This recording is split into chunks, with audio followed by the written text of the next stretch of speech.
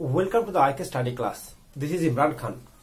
আমি আপনাদেরকে upper primary interview যে টপিকগুলো আমি চুজ করেছিলাম ভিডিও নাম্বার 1, 2 এবং আজকে আমি জানাবো আপনাদেরকে যে টপিক নাম্বার 2 অর্থাৎ প্রবেশের নিয়ম। একটা ইন্টারভিউ রুমে কিভাবে প্রবেশ করবেন তার রুলস এবং রেগুলেশন আপনাদের আজকে বলে দেওয়া হবে, ঠিক আছে? তবে বন্ধুরা, তুমি যদি নতুন হও আপার প্রাইমারি ইন্টারভিউর জন্য, অর্থাৎ আমার চ্যানেল নতুন দেখে রয়েছে, অবশ্যই সাবস্ক্রাইব করবে এবং যারা পুরাতন সাবস্ক্রাইব করেছে তাদেরকে ধন্যবাদ বা থ্যাংক ইউ। আমি বলতে চাই যে আপার প্রাইমারি ইন্টারভিউ কিন্তু অনেকটা বড় ফ্যাক্ট আছে। তো সেই ফ্যাক্টটা 10 নাম্বার 10 নাম্বার কিন্তু বড় একটা ফ্যাক্ট। এই 10 নাম্বার তুমি যদি ভালো ইন্টারভিউ না দাও বা প্রিপারেশন না নাও তাহলে মুশকিল। এবার তুমি ভাবতে পারো স্যার কি কি টপিক পড়বো, আমি তো নতুন, আপনার ভিডিও নতুন দেখলাম, কি কি টপিক পড়বো। তাদেরকে বলবো যে আমাদের প্রিভিয়াস ভিডিও অর্থাৎ পূর্ববর্তী ভিডিওগুলি তুমি দেখে নাও। সেখানে দেখবে টপিক 1 সম্বন্ধে আলোচনা করা হয়েছে, আমরা 10টা টপিক নিয়ে আলোচনা করছি। এই 10টা টপিক কভার করতে পারলে তুমি ইন্টারভিউর জন্য প্রিপেয়ার হয়ে যাবে, এটা আশাই করা যায়। এবং ইন্টারভিউ সব থেকে ম্যাক্সিমাম মার্কস পাবে, কারণ আমার অভিজ্ঞতাই এটাই বলছে, ঠিক আছে? চলো, আজকের টপিক হচ্ছে আমাদের প্রবেশের নিয়ম। যে আইকে স্টাডি ক্লাস প্রবেশের নিয়ম, তো কিভাবে প্রবেশ করবেন বা একটা ইন্টারভিউ রুমে প্রবেশ করার সময় কি কি সমস্যার সমাধান হতে পারে। আপনি ইংলিশে বলবেন না বাংলায় বলবেন, না আপনি জোরে ঢুকবেন আসতে বলবেন, কখন বসবেন, কিভাবে বসবেন, কোন হাতে ফাইল ধরবেন, সেটা আপনাদেরকে বলে দেওয়া হবে, রাইট? আচ্ছা, এবার সর্বপ্রথম দরজা খোলার পর আপনি বাম হাতে দরজাটি খোলার পর যদি বাম হাতে ফাইল থাকে তাহলে ডান হাতে দিয়ে খোলার পর আপনি কি বলবেন যে may I come in sir, না কি বলবেন আমি কি আসতে পারি। এখানে বলি, ধরুন একটা ইন্টারভিউ বোর্ডে শুধুমাত্র স্যার বা ম্যাম থাকবে, sorry to disturb you, phone এসে গেছিল, ডোন্ট ওয়ারি। তাহলে কি হবে যে বলি একটা ইন্টারভিউ বোর্ডে যখন কিছু লোক বসে থাকে, তো আপনি তো জানতে পারছেন না যে ইন্টারভিউ বোর্ডে স্যার বা ম্যাম আছেন, তাহলে আপনি কি বলবেন? স্যার বলবেন না ম্যাম বলবেন? কি বলবেন আমি বলতে পারি না, মে আই কাম ইন বলবেন? আমি বলবো পরিষ্কার বাংলায় কথা বলুন, পরিষ্কার বাংলায় বলুন আমি কি আসতে পারি। তাহলে কি বলে ঢুকবেন? আমি কি আসতে পারি।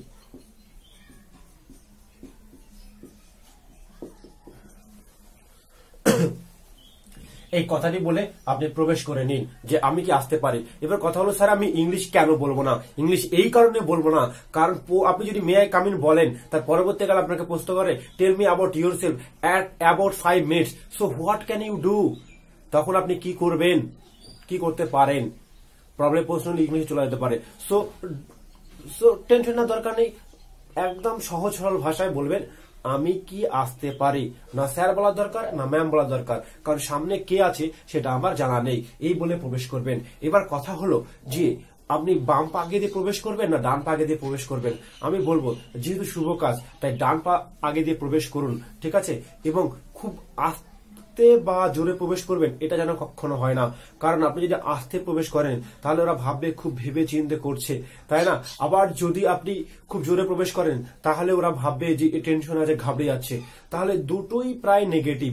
সুতরাং আপনি নর্মাল স্পিডে, সাধারণ যে স্পিডে হয় সেগুলো প্রবেশ করবেন। তাহলে 2 নম্বর টিপস যেটা হলো সেটা হলো আপনি আস্তে বা জোরে প্রবেশ করবেন না, জোরে প্রবেশ করবেন না, আস্তে বা জোরে প্রবেশ করবেন না। এবার আপনি রুমে প্রবেশ করলেন। আচ্ছা, আপনাকে আমি বলি আপনি বাম হাতে ফাইলটা এরকম করে ধরবেন। যদি আমি একটা ফাইল আপনাকে দেখাই, ধরিয়ে দেখাই, তাহলে আপনি দেখতে পাচ্ছেন যে ফাইলটা এই যে এরকম করে ধরবে, ঠিক আঙুলগুলো এখানে থাকবে। সুবিধা কি হবে সেটা আমি পরে বলছি। এই যে এরকম করে, ঠিক এরকম করে আঙুলগুলো রাখবেন, দিয়ে ফাইলটা এরকম করে ধরে একদম নাভির নিচে ফাইলটা একদম হাত স্ট্রেট করে রাখবেন, ডান হাতে বলবেন। এবার আপনি কি করবেন?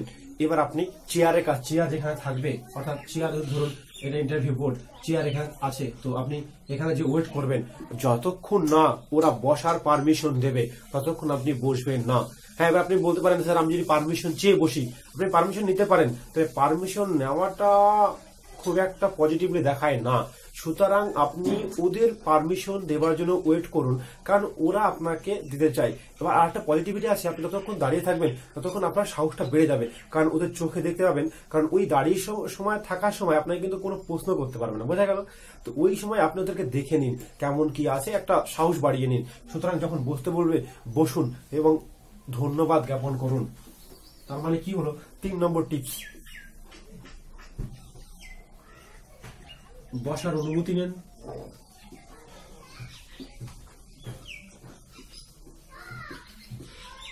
ধন্যবাদ দিন, বসার অনুমতি নিয়ে ধন্যবাদ দিন। অবভিয়াসলি যেহেতু বাম হাতে আছে তাই চেয়ারে ডান দিক থেকে আপনি বসুন বা ডান দিক দিয়ে ঘুরে বসুন, ঠিক আছে? কারণ ডান সাইড সবসময় পজিটিভিটি বোঝায়, তো ডান সাইড দিয়ে ঘুরে বসতে পারেন, ঠিক আছে?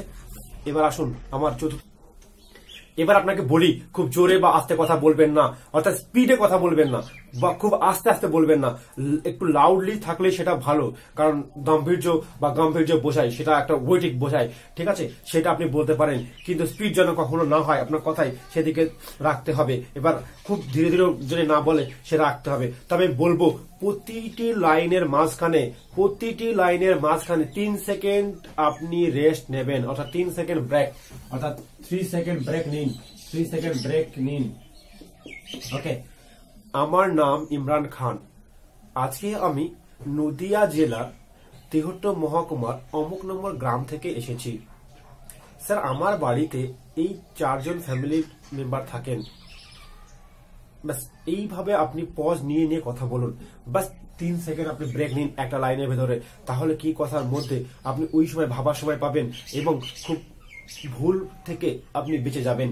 আসুন এবার কি করবেন, আচ্ছা বলি। এবার যেটা ইম্পর্টেন্ট সেই সাব টপিকটা হচ্ছে মুদ্রা দোষ। ইয়েস, মুদ্রা দোষ কাকে বলে? সাধারণত একটা মানুষ কখনো ভয়ে বা খুশিতে বা সাধারণত স্বাভাবিকের থেকে অন্য কিছু করে, স্পেশাল কিছু করে, তখন সেগুলোকে মুদ্রা দোষ বলে পরিচিত হয়। ধরুন একটা মুদ্রা দোষ আছে, আপনি চোখ পিটপিট করছেন, এটা মুদ্রা দোষ। ধরুন আপনি ঠোঁট কামড়াচ্ছেন, তাহলে একটা মুদ্রা দোষ। ধরুন আপনি এমন করছেন, ধরুন 5 মিনিট অন্তর বা 2 মিনিট অন্তর বা 1 মিনিট অন্তর এমন করছেন, তাহলে সেটা মুদ্রা দোষ। বা আপনি কানই করছেন, মুদ্রা দোষ। বা হাতের আঙুলগুলো এরম করছেন, হ্যাঁ, বা পা নাচাচ্ছেন, ঠিক আছে? তাহলে এই মুদ্রা দোষগুলো খুব ভালো করে ম্যানেজ করে নেবেন। যদি আপনার মুদ্রা দোষ থাকে, যদি আপনার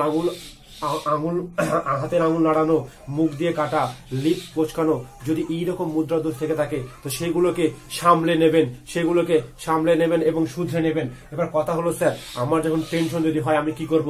আপনাকে বলেছিলাম না ফাইলটা এইভাবে ধরতে, ঠিক আছে? তো ফাইলটা এইভাবে ধরলে আপনার আঙুলগুলো, এই যে আমি ধরুন এই ফাইলটা ধরে আছি, ধরুন আপনার আঙুলগুলো আছে, এখানে প্রেসার দিন। যদি টেনশন হয় এখানে প্রেসার দিলে প্রেসারটা রিলিজ হবে, কিন্তু আঙুলগুলো নড়ালে সে দেখতে পাবে না। সো এটা কিপ আপ দিস টিপস।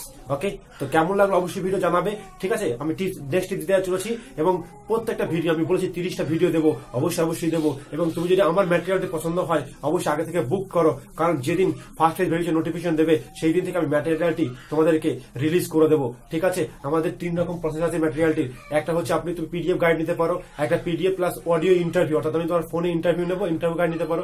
আর তৃতীয়ত লাইভ ইন্টারভিউ, অর্থাৎ তুমি আমার এখানে সেন্টারে এসে একদম লাইভ থেকে 1 সপ্তাহ থেকে ইন্টারভিউ ফুল প্রিপারেশন নিতে পারো। চলো দেখা যাক আর কি টিপস আছে। জরুর কথা বলবেন কি করে? চোখে চোখ রেখে কথা বলুন। ইয়েস, 6 নম্বর, চোখে চোখ রেখে কথা বলুন। চোখ রেখে কথা বলুন। কথা বলার সময় কখনোই আপনি নিচের দিকে তাকাবেন না বা উপরের দিকে তাকাবেন না, কারণ সেইটা অন্য কিছু বোঝায়। আপনি চোখে স্ট্রেট বসে এমন হয় বসে, হ্যাঁ গুড মর্নিং স্যার যদি বলা হয় আপনার নাম কি, তো আমার নাম, এইরকম করা যাবে না। অর্থাৎ চোখ রেখেই হোক, স্টিল দাঁড়িয়ে আপনি কথা বলুন। ইয়েস স্যার, যা বললে বলুন, ঠিক আছে? বোঝা গেল? তাহলে চোখে চোখ রেখে কথা বলুন। ওকে, এবার আপনি কি করবেন? বেরোনোর সময় অবশ্যই ধন্যবাদ জানাবেন। এর পরবর্তী ভিডিওতে আমি আপনাকে দেখাতে চলেছি যে টপিক নাম্বার 3, অর্থাৎ ইন্টারভিউ হলে কি করা উচিত এবং কি করা উচিত না, বা ধরুন আপনি একটা প্রশ্ন পারলেন না, তাহলে আপনি কি করবেন। একটা অজানা প্রশ্ন করছে, তাহলে আপনি কি করবেন। ওরা খুব দ্রুত গতিতে প্রশ্ন করছে যে একটা স্পিডে, তোমার নাম কি, বাড়ি কোথায়, কি করে খেয়েছো, কেন তোমাকে নেবো, তোমার দুর্বলতা কি, তুমি কি কারণ সময় তুমি মিথ্যা কথা বলছো, এগুলো হয় নাকি। যদি এমন ভাবে হয়রানি করে তাহলে আপনি কিভাবে হ্যান্ডেল করবেন, এই ছোটখাটো টপিক গুলো নিয়ে আলোচনা করব।